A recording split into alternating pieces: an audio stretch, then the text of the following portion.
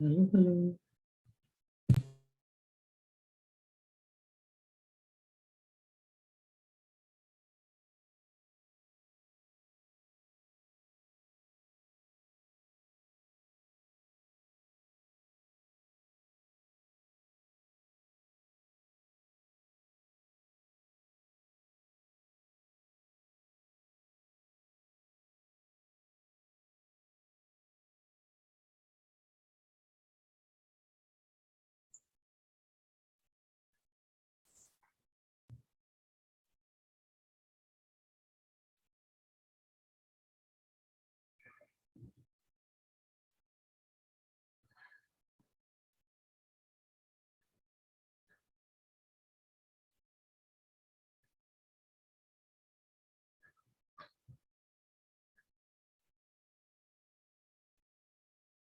Okay, I think that we can start now.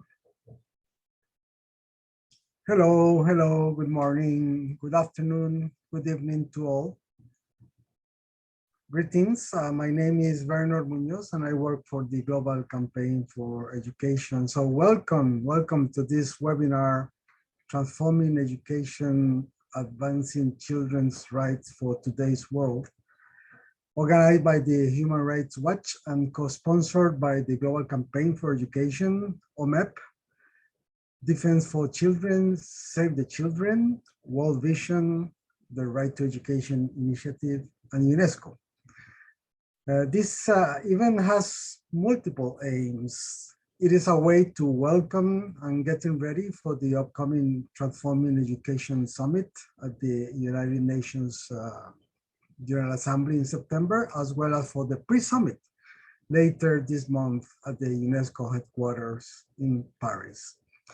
But it is also a way to recall and stress that children's rights are human rights, and that for its very nature, sustainable development and the full realization of human potential depend on the adequate interconnection of all human rights. And moreover, the case of education is perhaps the best example of this expectation, because education is a right in itself, and at the same time, it is the door for the realization of all human rights. So education is critical for the life and futures of the children, and it should be guaranteed from birth as a key resource to break cycles of poverty and inequality.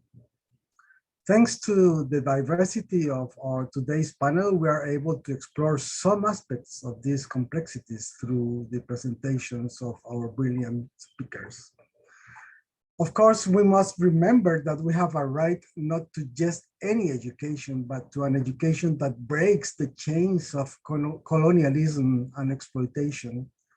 And that is why education must be transformative and liberating. And this task requires deep commitments from all sectors. First, it requires crafting a new global deal for education capable of providing the necessary resources to finance the expansion of education.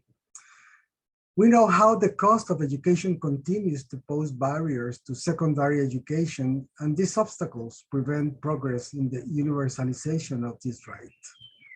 The urgency of expanding access to pre-primary and secondary education requires fundamental changes in the normative architecture of international law. And we wish to lead this morning's debate in that direction. Now, before introducing our panelists, I need to make some important housekeeping points. Please, firstly, kindly notice that this session is being recorded. And then you will follow a globe sign below your screen. We have interpretation into French and English, so it is available throughout the whole program. So please look at the icon below your screen and just stay in the language you want to hear and to participate. And finally, please notice that the chat will be open, but we have a special function of questions and answers that you will find below your screen.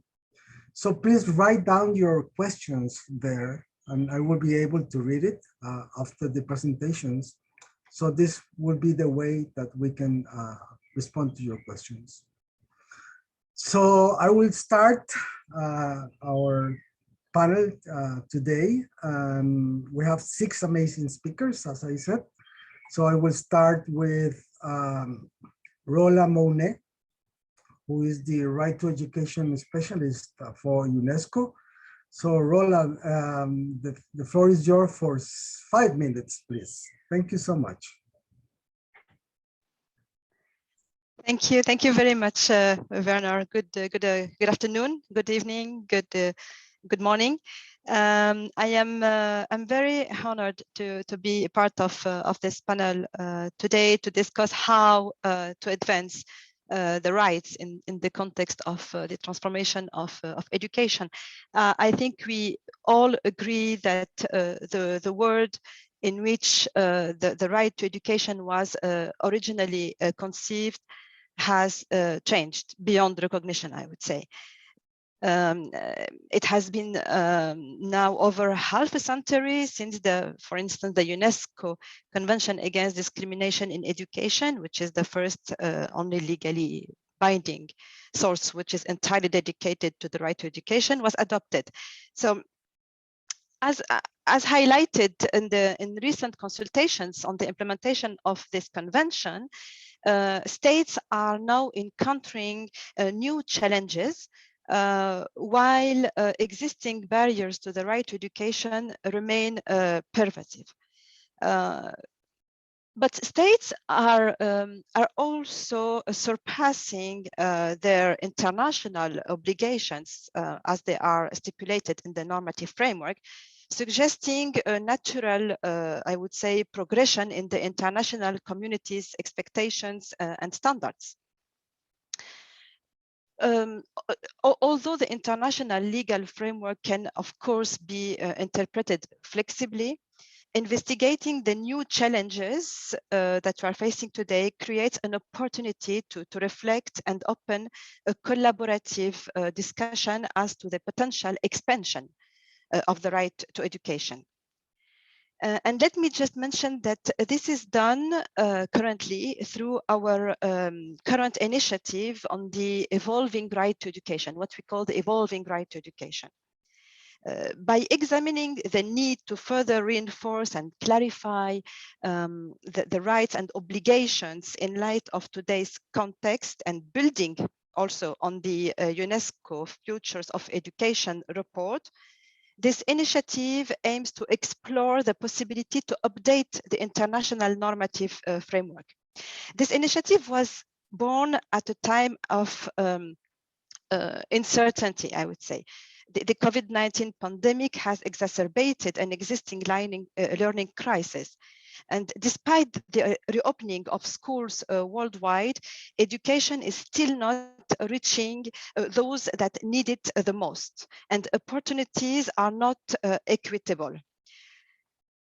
This session is focusing on children's rights, but allow me to recall that lifelong learning entitlements that reach before and beyond formal schooling and increase the availability of diverse pathways and modalities of education must have a stronger footing in the right to education framework. We also know that the right to education, and this was recalled by Werner, the right to education begins at birth, yet the translation, concrete translation of this right into concrete international entitlement for infants and young children was not fully developed in the right to education instruments. Of course, SDG 4 has provided a momentum for explicit right to pre-primary education, though rights in ECCE should attribute equal importance to services for the 0-3 year age group. Inclusive education is increasingly considered as a right for all, and targeted actions that propel equality between gender, races, peoples seem increasingly vital. And there is also an urgent need to address the crisis-affected populations, increasing levels of human mobility, and the threat of climate change. The modes of education delivery have also evolved, impacting really the rights of learners, teachers, and other stakeholders. Digital education and the rising influence of non-state actors are just two of the factors greatly altering the landscape of education that require further regulation. So this combination of historic and novel demands on the right to education suggests that the time has come to consider how the international framework could be reinforced to ensure its enduring relevance. So it's in the context of this overall initiative, a key milestone event is the Transforming Education Summit. This summit, which also builds on the UNESCO report on social contract for education, seeks to take stock of efforts to recover learning losses, reimagine education systems, and revitalize national and global efforts to achieve SDG 4. So we are today undergoing several consultative process as part of this evolving right to education initiative, receiving an important number of contributions so far. We have also convened an international seminar last December, which brought to the table diverse perspectives and priorities in paving the way forward. And the process is also backed by informed research and reviews and follows a specific roadmap for action. The institutional modalities proposal are yet to be defined for, I would say, comprehensive, concrete proposals. So I am confident that discussions such as today's discussion will contribute meaningfully to this global reflection and to shape the global agenda to ensure the right to education applies to all ages and across all times and spaces. Thank you very much. Thank you so much, Rola, for this really meaningful presentation. And thank you for reminding us the evolving nature of the right to education. And we all know that also education is key to reduce poverty. That's why we have invited Professor Olivier de Schutter, who is the UN Special Rapporteur on Extreme Poverty and Human Rights. So we are honored with your participation, Olivier, and you have the floor for 5 minutes, please. Thank you.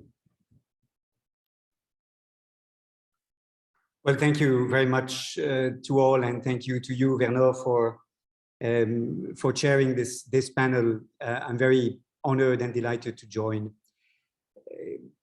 I have been asked to say a few words about the importance of preschool education, early childhood education and care, and why it matters to the development of the child and to the fight against the perpetuation of poverty across generations. And I'd like here in my 5 minutes to put forward 3 ideas. The first is very simply that there is today a huge inability for formal education, starting with primary education, to make up for the disparities between children, depending on whether they are raised in low-income families or in relatively better off families. We have many studies showing that schools register inequalities that have their source in early childhood, between the birth of the child and the 6th birthday, and that schools very rarely can compensate for those gaps that exist between children. Of course, parents have an important role to play in providing support to children. But we know that even in families where parents or one parent has some time to dedicate to the child, that is not compensating for the lack of socialization opportunities, for the inability for the child to acquire certain social skills, an ability to interact with others, and for building the confidence of the child by being able to work, cooperate with others during early childhood. We know, for example, that reading books to children is very important. It's a critical source of stimulation for child development. But very often in poor families, in low-income families, the interactions with children are not quite as meaningful and rich than in families that are wealthier. Language-rich interactions between parents and children are much more common in affluent families because of the time constraints that parents face in low-income families and in single-parent families in particular, because of the generally lower education levels of low-income parents and because of the stress associated with economic insecurity, which often reduces the availability of parents to such meaningful interactions that can better prepare the child for formal education. For example, there's a study in Paraguay showing that 90% of children in the richest 20% households benefit from stimulating adult engagement, but only 40% of children in the poorest 20% household benefit from such stimulating adult education. In the United States of America, children from professional families with the two parents having jobs have been found to speak more than twice as many words compared to children from families in poverty. These children from relatively better off families have also benefited from exposure to a much larger set of formative experiences. Between birth and the 6th birthday, low-income children in the US spend nearly 1,300 fewer hours in new places outside the home and 400 fewer hours on literacy activities than children raised in high-income families. So that is the first important argument for preschool education. It is the only way to bridge this gap that is a source of inequalities being perpetuated from one generation to the next. The second is very simple. Of course, for countries, it may be expensive to invest in preschool education, but it is an extremely important investment to make, and the returns of this investment are extremely important in the future life of the child. And I would like to refer, by way of simplicity and concision, to the curve proposed or developed by the economist James Heckman from University of Chicago, the Heckman curve that shows that the earlier you invest in the child, the higher the returns on the investment. In other terms, it makes much more sense to invest in preschool education and to put money there than to try to compensate later by investing more in primary or secondary education. The reason being that education is a way to build on previous knowledge, and children are much better equipped to benefit from primary and secondary education if in preschool, in early childhood, they have benefited from a more formative experience and better socialization opportunities. Third and finally, let us not forget the gender effects of investing in preschool education. Investing in preschool education allows women in particular to be employed much more easily than if there is no such early childhood education available, because whether we regret this or not, it is still women that for the most part have to interrupt their career or postpone joining the employment market if there is no such early childcare service provided. And we know that children that have both parents working, with the income effects this has on the family, is beneficial for the child. Of course, it means that the mother will be less present to be there to converse with the child and support the child. But the studies we have show that it is more than compensated by the so-called income effects. As two parents work, as the mother can find economic opportunities outside the household, this benefits the child because of the wealth of the family being allowed to increase and the economic security being strengthened as a result. And this is the result of, for example, studies in the Philippines using household level data in 1985 and in 2003, 2004, showing that the income effects are much more important and positive than the reduced maternal care effects, to speak in the language of social scientists. So for all these reasons, and I speak here as Special Rapporteur on Extreme Poverty and Human Rights, I believe the best way to break the vicious cycles of poverty, to break these perverse mechanisms in which poverty is perpetuated from one generation to the next, is to invest in preschool education. And that is why we must support the expansion of the right to education as is discussed on this panel. Many thanks indeed, Bernard. Thank you. Thank you so much, Olivier, for this powerful statement. I'm very happy to hear that. And yeah, and for reminding us that unfortunately, the future of many children depends on where these children was born. And that's certainly terrible. So breaking the cycle of poverty, yeah, very much depend on education opportunities, and especially for girls. So thank you very much. Just colleagues, just let me remind you that you can ask questions, pose your questions using the Q&A function below your screen. So write down your questions, don't lose time. And yes, I would also like to invite Jason from DRC. This is the voice of youth participating in this webinar. So Jason, the floor is yours for the next 5 minutes. Thank you.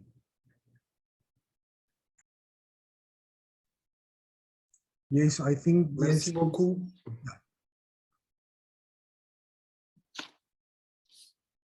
Pardon? Go ahead, Jason. Thank you. Merci beaucoup. Je m'appelle Jason. Je suis jeune leader de World Vision depuis la République démocratique du Congo. Ici, il y a la guerre ici chez nous. Au-delà des morts, des violences physiques, des pillages des populations et des troubles civils, nous sommes victimes d'une éducation médiocre. Nous sommes d'abord confrontés à une insécurité inhumaine, dire et à dire indéterminée, où on meurt sans dignité par des armes blanches, les têtes détachées des restes du corps, ce qui suscite la peur, le traumatisme et même la folie. On est contraint à fuir tout le temps comme des nomades. Et c'est tellement difficile pour les enfants déplacés d'étudier.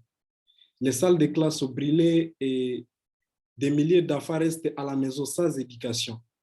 Les études au secondaire sont trop chères malgré que la Convention des droits de l'enfant dit que c'est obligatoire, c'est gratuit et elle doit être à la portée de tous les enfants, mais ce n'est pas effectif à cause des frais scolaires qui sont exorbitants. La pauvreté est extrême. Alors, pour équilibrer les dépenses familiales, les familles envoient les enfants au travail dans les carrières minières. Les enfants filles sont directement victimes de mariages précoces et certains enfants kidnappés sont involontairement utilisés dans les groupes armés.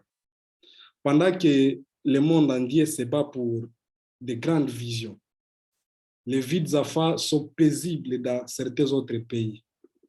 Ici, chez nous, c'est impossible d'étudier pour plusieurs.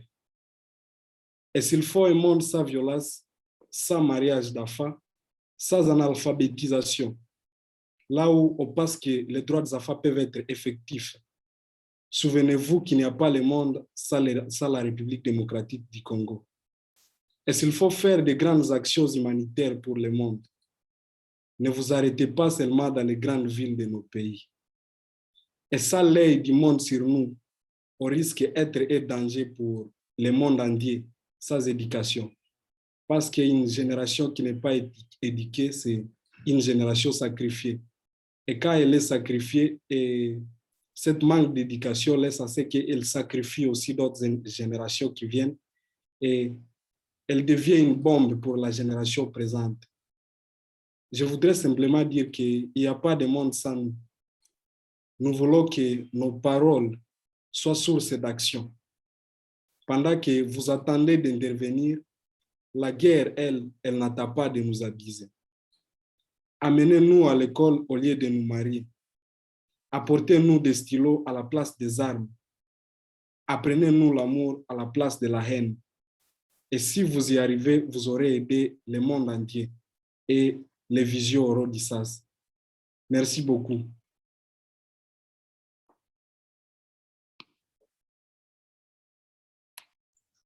Thank you, Jason, for this extraordinary statement. I am very happy to hear your thoughts, and yeah, thank you for reminding us also that the best way to guarantee the right to education is throughout a well-funded public education system, and yes, and education should be also guaranteed during the conflict times and conflict contexts as well. So I very much appreciate your statement, Jason.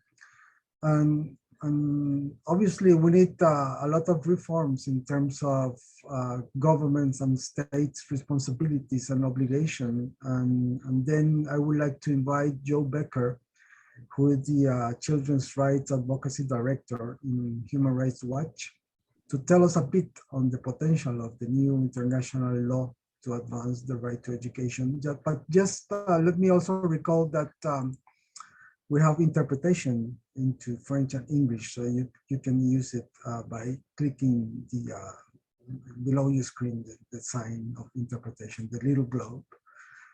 Go ahead, Joe. Thank you.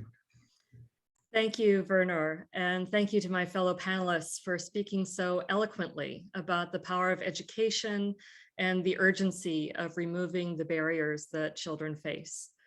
We've noted that the upcoming Transforming Education Summit is an important opportunity to think boldly about how we can advance children's access to education, particularly in light of the devastating impact of the COVID pandemic over the last couple of years.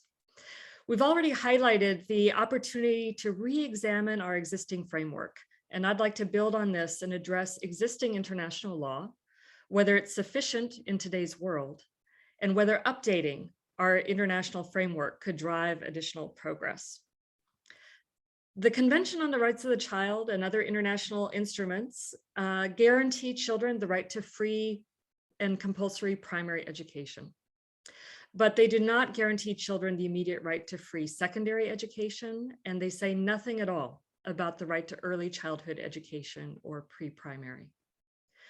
We know that education is one of the most powerful investments that societies can make, but clearly a primary education is no longer adequate for children to thrive in today's world.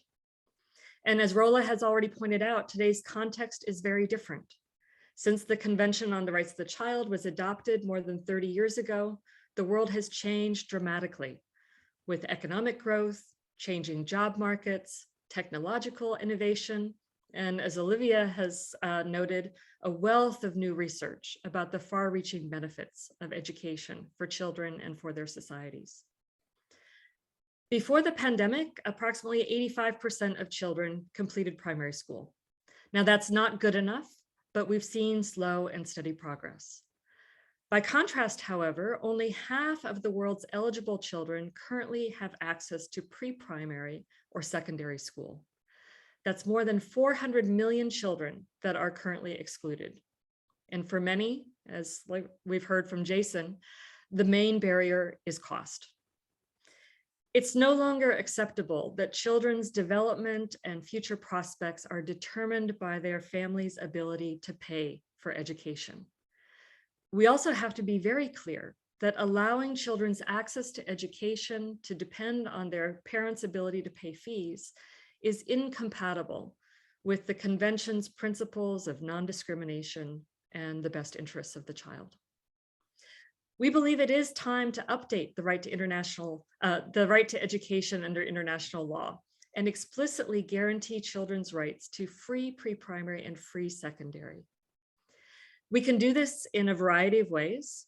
One option is an optional protocol to the Convention on the Rights of the Child. And in a moment, I'll post in the chat a statement of support for this option from 35 international human rights and children's rights experts, including Nobel Peace Laureates, former UN High Commissioners for Human Rights, former heads of UNICEF and UNESCO, and other leaders. We know that new international instruments can take years to achieve, but we think this goal, new international law, is both attainable and necessary.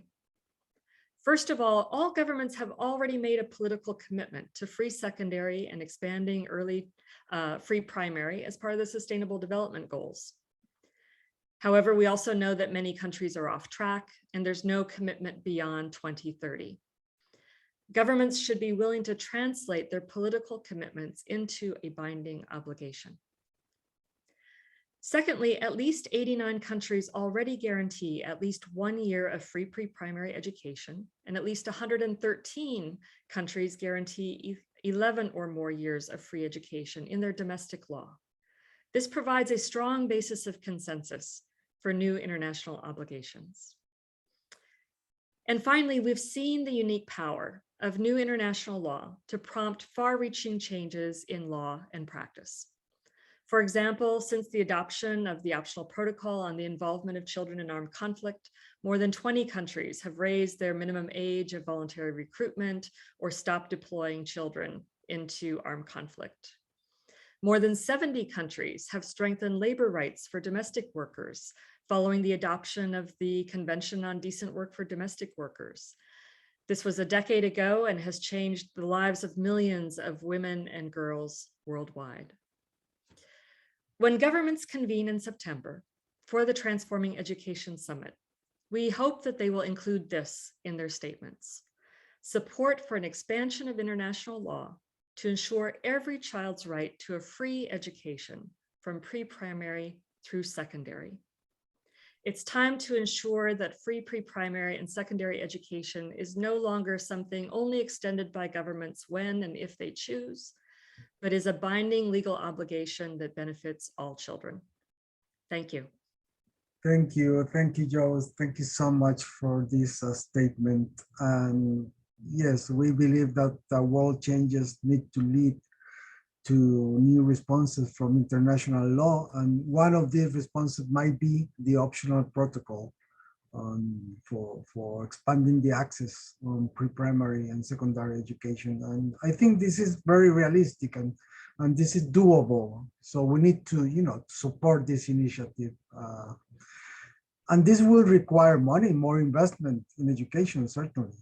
This education financing is one of the key obligations of states.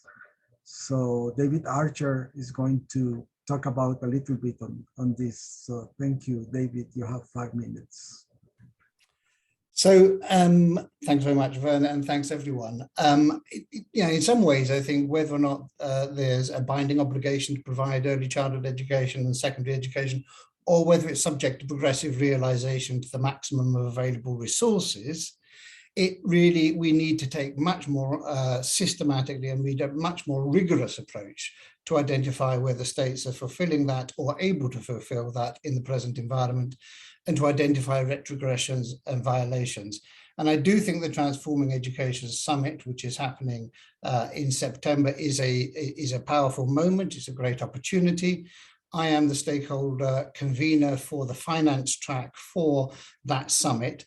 And one of the things we're trying to do is to look at the much bigger picture of education finance, and to get beyond what I think is often of a myopic look at the role of international aid and loans. And whilst that can play a complementary role, the fundamental challenge is to look at domestic financing for education, which averages at 97% of education resources come from domestic funding. And in a sense, getting much more systematic about how we do that is truly important. I think there's an opportunity in the coming months.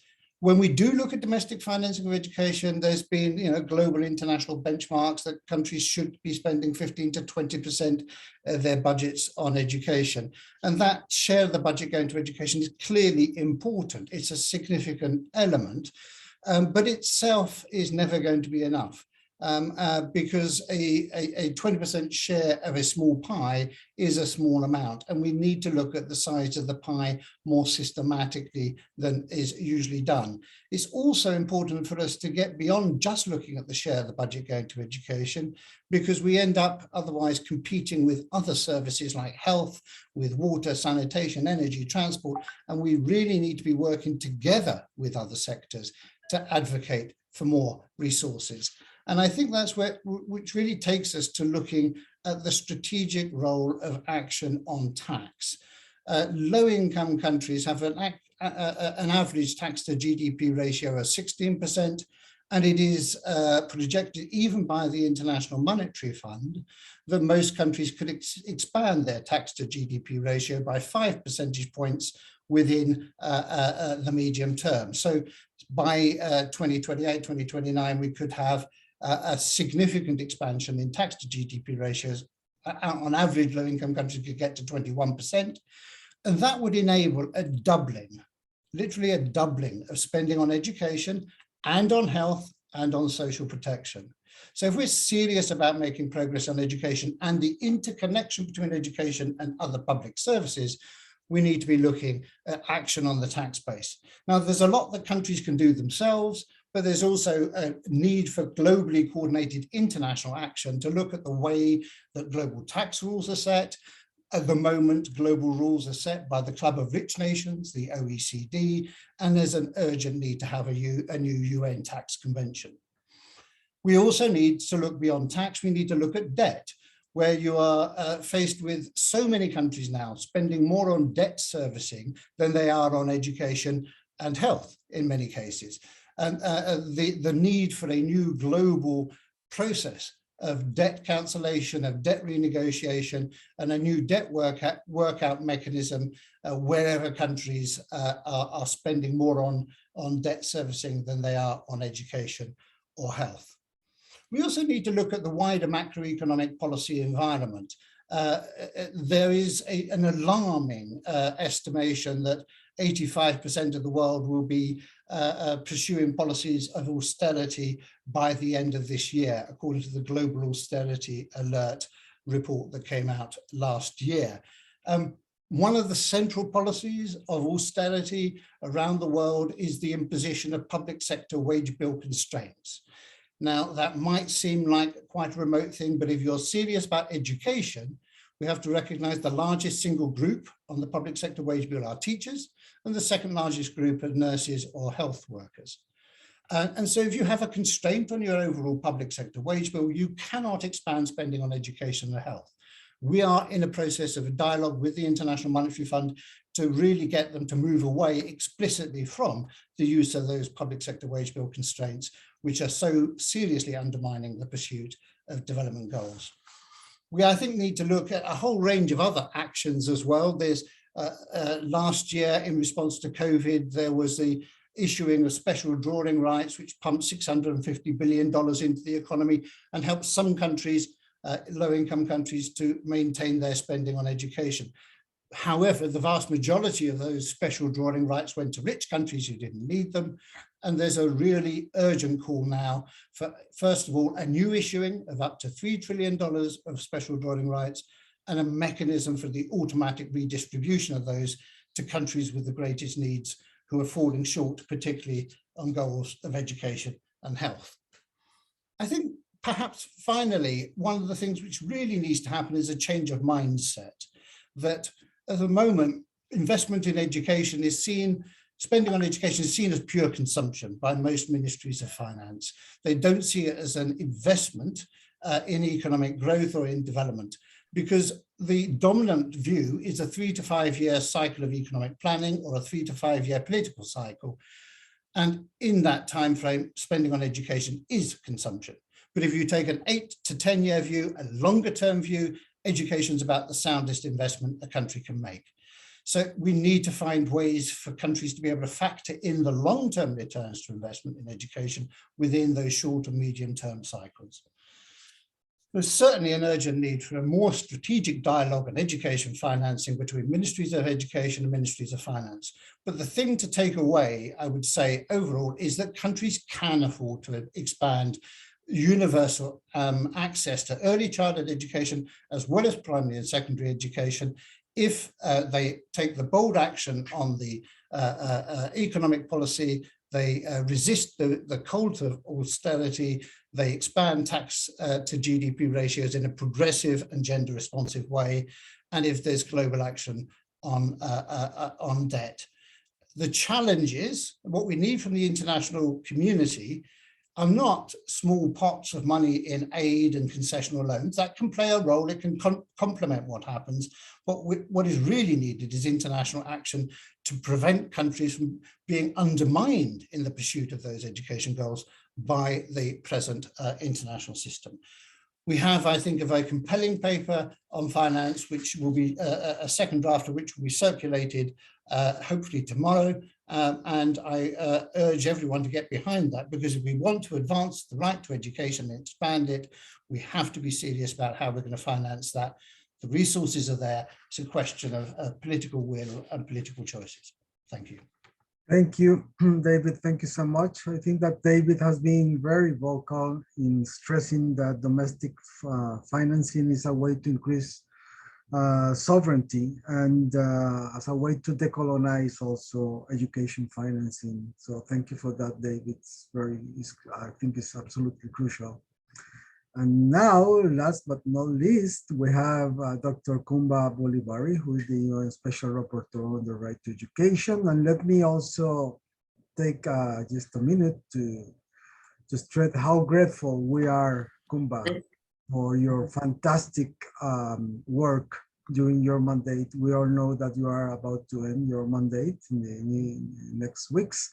So I'd like to express our gratitude for your work. Thank you so much for all the hard work you have done on the right to education. So you have 5 minutes to deliver a message to all of us. Thank you.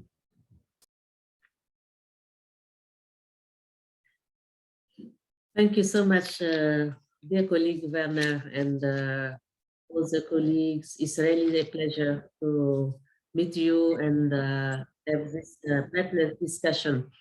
Thank you, David Asher, and also, yes, my colleague who is a special rapporteur, really, the Schulte. Thank you for this great message. And Joe Becker, it's really a pleasure to listen to you. And et là, je voudrais maintenant m'insérer en français. Pour dire que le témoignage de Jason, vraiment du Congo, nous a édifiés. Je crois qu'on aurait tout simplement pris son message et on n'avait plus rien à dire. Parce qu'en réalité, cet adolescent, il nous a indiqué la voie. Et la voie, pour moi, dans un premier temps, c'est quel type de société nous voulons. C'est quelle société nous voulons. Parce que tout part de là. L'éducation n'est qu'un élément pour justement construire et soutenir une société, une vision sociétale que nous avons décidé de définir. Si nous voulons une société pacifiste, si nous voulons une société avec des valeurs humaines fondamentales, si nous voulons une société humaine résiliente, si nous voulons une société humaine durable où chaque citoyen et chaque citoyenne trouve son espace et dont les droits humains sont respectés, je pense que c'est ça d'abord pour moi.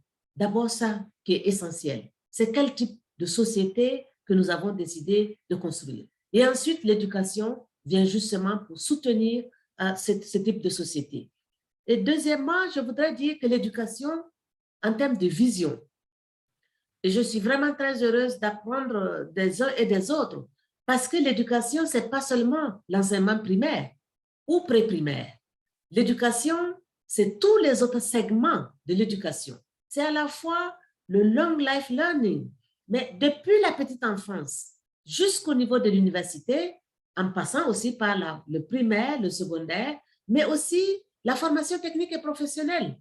Et l'éducation doit être à la fois formelle, non formelle, et ce jeune en a parlé tout à l'heure en disant, mais si vous avez des parents analphabètes, comment voulez-vous que l'éducation des enfants fonctionne?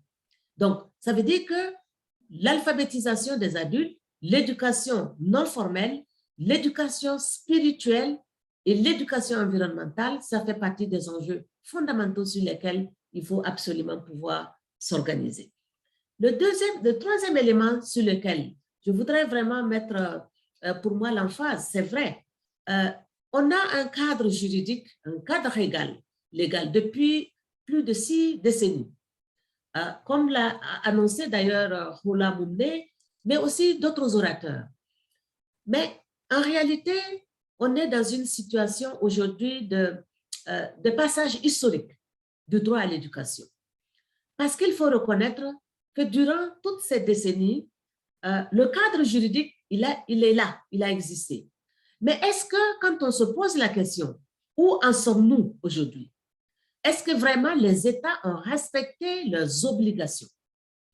Est-ce que les États ont respecté le droit à chaque citoyen, à chaque citoyenne, hein, juste l'éducation primaire?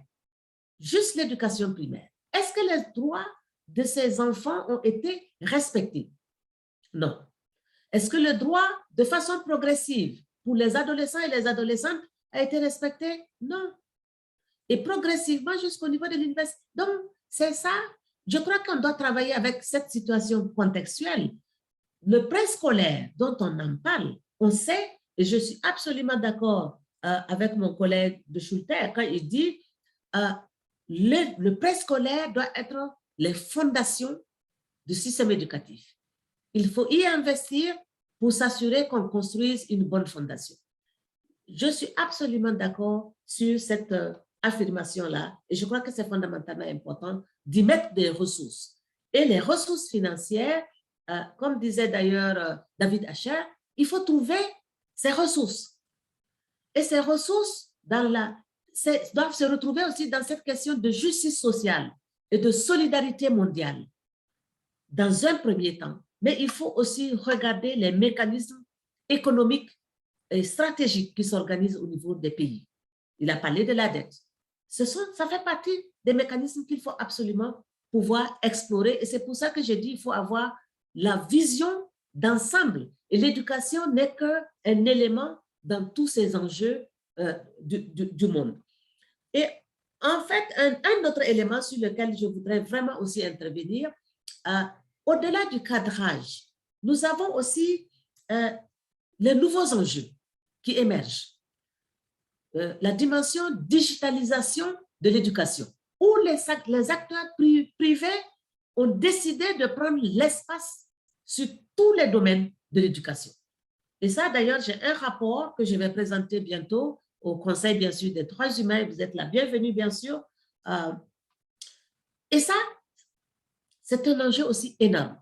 La question de digitalisation, le respect des apprenants, de leur liberté, mais aussi des enseignants, mais aussi de la société tout entière.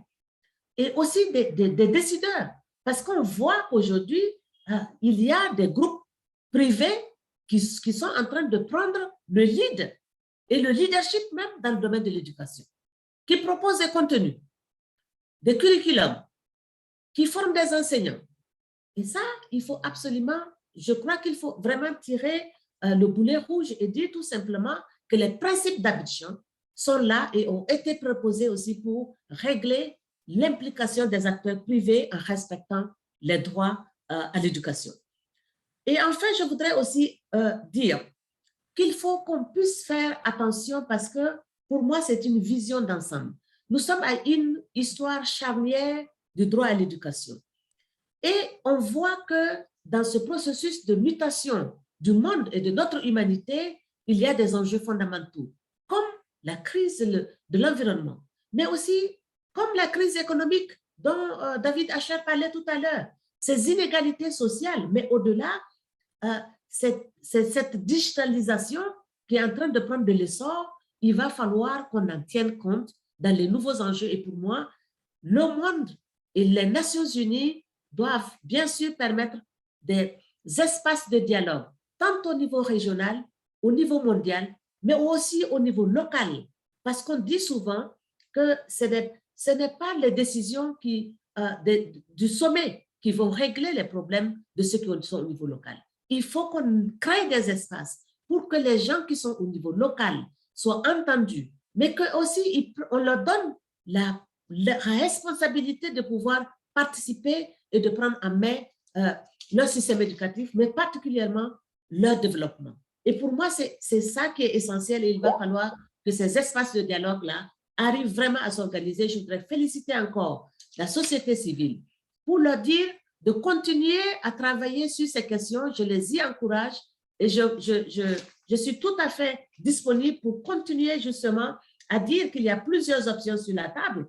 Hein. On peut encore découvrir d'autres choses, que ça prenne la forme, par exemple, d'un protocole additionnel à la Convention sur les droits de l'enfant, que ce soit un commentaire général du comité sur les droits de l'enfant ou du comité des droits économiques, sociaux et culturels, ou encore d'autres formules. En tout cas, en tant que rapporteur spécial sur le droit à l'éducation, je suis disponible pour vous accompagner. Mais j'ai dit, continuez la discussion, ouvrez et tenez compte de l'ensemble des enjeux, mais ne vous enfermez pas. Et je termine en disant, de tout ça, la chose la plus essentielle, c'est la volonté politique.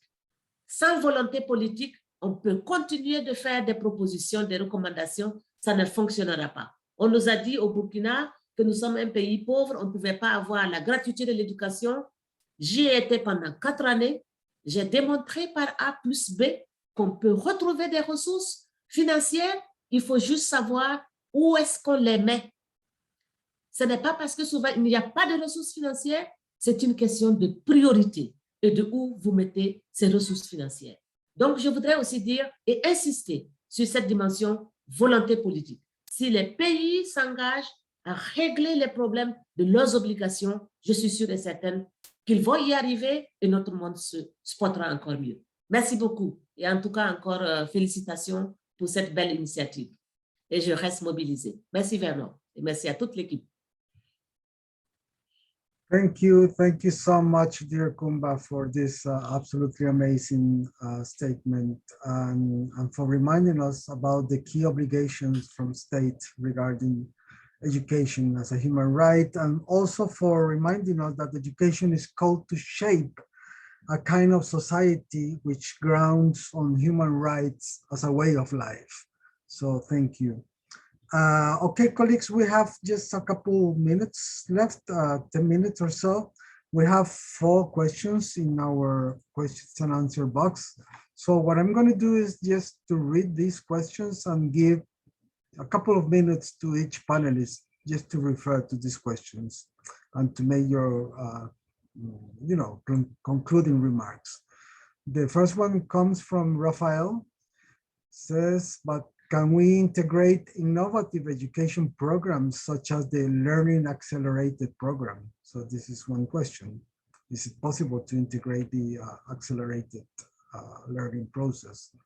The second one coming from Dominic, could panelists touch on the issue of class size on learning outcomes and how LDC can mitigate quality of education and overcrowded classrooms?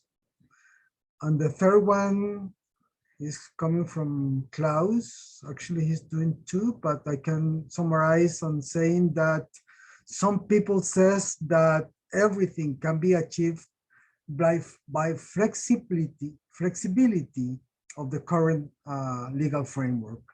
So would you agree with that? So colleagues, you have 2 minutes for your concluding remarks, and let me start with Rola, please. Thank you.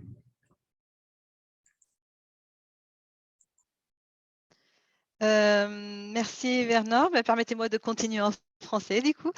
Je vais très rapidement peut-être. Oui, merci. Je vais peut-être très rapidement commenter quelques-unes des questions fort intéressantes qui ont été posées. Effectivement, la question des class size et de la qualité de manière générale de l'éducation, c'est un vrai problème. Il y a un vrai problème aussi de l'infrastructure. Et alors, je crois que à cette question, je pense que l'intervention par Dr Bolivari et par David Archer ont permis de répondre concrètement à cette question. Moi, j'aime l'idée de rappeler que c'est une question de priorité, voilà, de volonté politique, de priorité, de ressources financières, voilà. Il y a des possibilités, on a des obligations juridiques, étatiques que le droit à l'éducation et le cadre international a développé. Il est important d'investir dans l'éducation. On a des principes, voilà, il faut accorder un financement adéquat. les obligations sont claires. Il faut, David Archer a référé aux efforts qu'il faut faire sur les dépenses de mobilisation interne au niveau des pays et au niveau international. Au-delà de ça, il y a des solutions, des moyens innovants à mettre en place aussi. Il faut savoir tirer profit des possibilités et qu'offre le digital. Il y a des risques qui accompagnent cette progression, mais il y a aussi des possibilités. Donc, je pense que pour répondre à cette question, voilà, il y a les outils, il y a les éléments, il y a les outils, il y a les possibilités qui sont là. Et voilà il est important, comme l'a rappelé David Archer, d'assurer un financement durable et d'assurer une priorisation et de vraiment saisir toutes les opportunités pour replacer l'éducation vraiment au centre de la discussion et avoir cette vision d'ensemble, comme l'a rappelé Dr Bolivari. Pour répondre à la deuxième question très rapidement, je crois qu'il est important de répondre à la question de Clause. Effectivement, le droit à l'éducation, le cadre international peut être interprété de manière flexible pour répondre aux défis. Mais j'ai envie juste de dire deux mots, qu'effectivement, les outils, les moyens sont là, les obligations sont là, mais on voit aujourd'hui émerger vraiment des défis qui sont extrêmement importants. Et on voit l'importance que prennent certaines dimensions pour lesquelles il n'y a pas d'obligation juridique. Même si on peut l'interpréter de manière flexible, j'ai envie de dire qu'on a des domaines importants. On a la question du numérique, on a la question de l'inclusion et des inégalités qui sont aujourd'hui croissantes, et on l'a vu par la crise et la pandémie. On le voit, on a la question de la qualité, on a la question de l'inclusion, on a la question des défis climatiques, on a beaucoup de questions qui pourraient appeler à revoir un petit peu ce cadre international, à faire évoluer. On ne parle pas de revoir, évidemment, l'idée est de pouvoir utiliser ce cadre existant et l'interpréter, mais on parle de peut-être le faire évoluer pour ajouter certaines obligations, certaines dispositions manquantes pour assurer une protection plus importante. Merci. Thank you so much, Rola, for your remarks. And now I'll give the floor to Olivia for your closing remarks for 2 minutes, please. Many thanks. I will be very brief. And I would like to address very briefly the question of Clause Bater concerning the existing legal framework. I think it is correct that already today, not having preschool education for all children is having a discriminatory impact on families living on low incomes. And since discrimination is prohibited under international law, it may be argued that it is already a duty for states to provide for preschool education for all.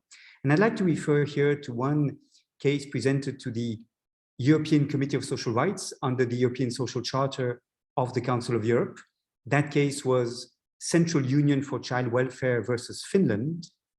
Finland had introduced legislation that provided that early childhood education would be available only for 20 hours per week if one of the parents is unemployed or is caring for another child or on maternity, paternity, or parental leave. In other terms, if you don't have the two parents working, your access to early childhood education will be reduced.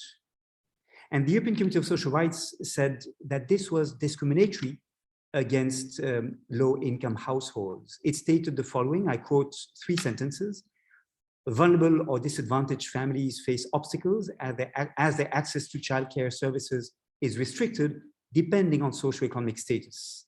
These are often migrant families whose parents are unemployed. However, it is precisely the children from these families who could benefit the most from full-time preschool care in order to successfully overcome cultural and linguistic barriers. The law also creates barriers for all single-parent families. This is often the case when a woman is the head of the family who raises the children alone and cannot work full-time.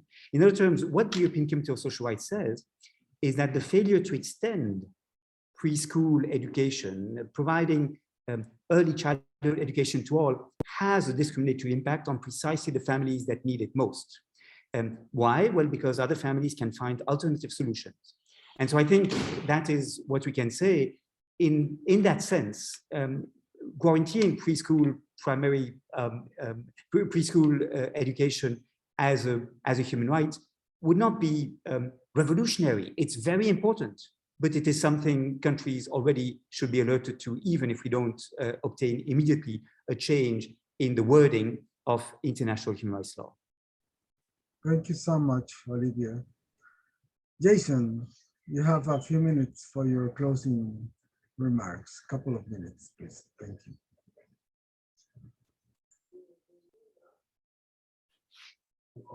Pardon?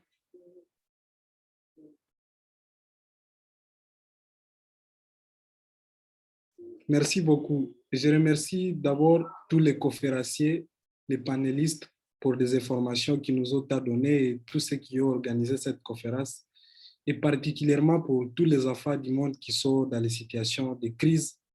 Je pense qu'il est encore important pour les organisations internationales de haut niveau de revoir leurs plans d'action au niveau local, puisque les grandes actions et les grandes réalisations s'arrêtent dans les grandes villes, dans les capitales des pays du monde.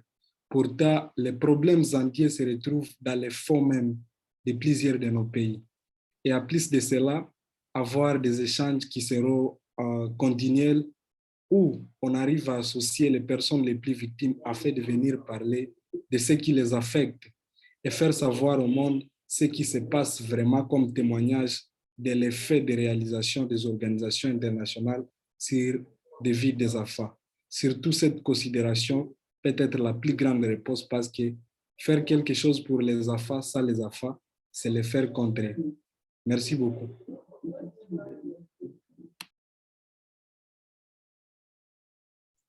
Thank you very much, dear Jason, and all the best wishes for you. Now is the time for Joe. Thank you. Thank you, Werner. I'll also be brief and wanted to address the question of whether our existing frameworks are sufficient. Olivier has made an excellent point that under the right to non-discrimination, a legal obligation can be made that all children should have universal access to pre-primary and secondary. But even so, I would still say that we need to update existing international law and that our framework is not sufficient. Existing treaties say nothing about the right to early childhood education, and they provide only a progressive right to secondary education that was first established more than 60 years ago in the Covenant on Economic and Social and Cultural Rights, and then over 30 years ago in the Convention on the Rights of the Child. But we have not seen real progress from states. They're not investing in expanding secondary education the way they should. So I think we really need stronger norms that call for an explicit and immediate right for children to have free pre-primary and free secondary. The treaty bodies that we have, they can and do call on states to expand access to free education, but there really is a limit to what they can do and say, given the existing gaps. So hopefully we can mobilize political will and the resources to really update international law to fit today's world and help all children thrive. Thank you. Thank you very much, Joe. And yes, I am also confident that everybody will be supportive of this great initiative, expanding the right to education. David, your last words, please. So yes, thank you, everyone. I think, I mean, I'll pick up on this observation about class sizes, in particular in low-income countries. The large class sizes, so often over 100 children in a single classroom, has to be seen as a violation of the right to education and has to be recognized as an indicator of a failure of governments to recruit sufficient numbers of teachers. And I come back to this point that we get we need to recognize that the biggest obstacle for governments recruiting more teachers is the sort of wider macroeconomic policy environment that sets limits on how much governments can spend on public sector wage bills, And that is something usually agreed between the International Monetary Fund and Ministries of Finance, without really considering the consequences of this. And if we're serious about expanding the right to education, to ensure a right to early childhood education, and to ensure a universal access to secondary education, we need a massive new cadre of teachers. We are facing already shortages in teachers in order to achieve universal primary education. And if we're going to take serious action on this, we have to look at pushing back on this sort of normalization that the public sector wage bill is something to be constrained. We need to actually have a fundamental shift of mindset in IMF and in ministries of finance that see investment in the public sector wage bill as a fundamental part of achieving social and economic development, and something to be prioritized, so that we actively see countries expanding the percentage of GDP spent on the public sector wage bill. That will allow a new and expanded workforce of professional teachers. What we cannot allow is the passing on of costs to pay for early childhood education onto parents. That will be discriminatory and unfair. If we're going to achieve it, the workforce is by far the single largest cost in any education system. And we have to take these challenges head on. And it's part of a wider struggle to defend the public sector workforce, also in health and in other sectors. So we need to work with other allies in other services to change this mindset and change the logic that is squeezing public services as a whole. And thanks very much for an excellent webinar for all those who organized this. It's been really interesting. Thank you. Thank you, dear David, for calling us to work together. I think it's absolutely fundamental. So now we will finish the webinar with the words from Kumba Bolivari, the Special Rapporteur on the Right to Education. Go ahead, Kumba. Merci beaucoup, Werner. Merci beaucoup, cher ami. Je voudrais vraiment aussi me joindre à ceux qui sont déjà passés pour dire que c'est important de renforcer le cadre normatif pour prendre en compte la dimension de la petite enfance. Pour moi, c'est fondamentalement important parce que la petite enfance, c'est là où c'est les fondations. C'est les fondations même de notre société. Ce n'est pas seulement les fondations du droit à l'éducation, mais c'est aussi les fondations de notre société. Si déjà au niveau du bas âge, on commence déjà à apprendre aux petits-enfants certaines valeurs, un enfant qui peut dire pardon à son ami, qui sait régler déjà les problèmes de conflit entre lui et son camarade et son copain, là, vous bâtissez déjà des sociétés qui soient des sociétés solidaires. Vous bâtissez déjà un monde, une humanité où il y a de la diversité et où les enfants sont capables eux-mêmes de se parler et de se comprendre. Et donc, pour moi, c'est la base. Elle est fondamentale, cette base-là, pour construire des sociétés de paix. Et dans cette perspective, c'est important d'avoir ce cadre normatif à renforcer. Mais je dis aussi que ce cadre normatif doit tenir compte aussi du droit culturel. Sinon, ce sera insuffisant.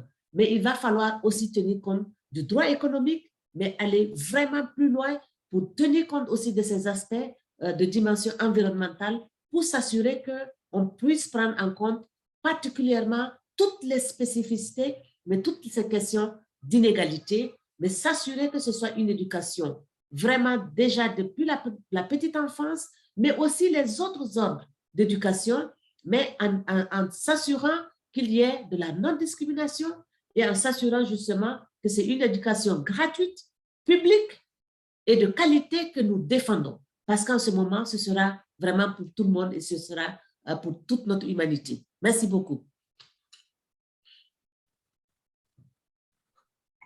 Thank you very much, Dr. Kumba Bolivari, for these final words. And with this, I think that we have come to an end of this webinar.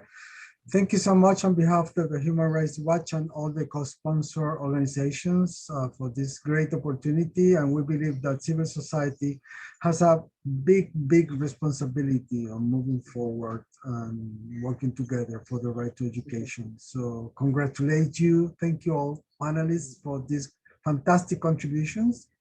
and wishing you all the best for the rest of the day. So thank you so much, and bye-bye.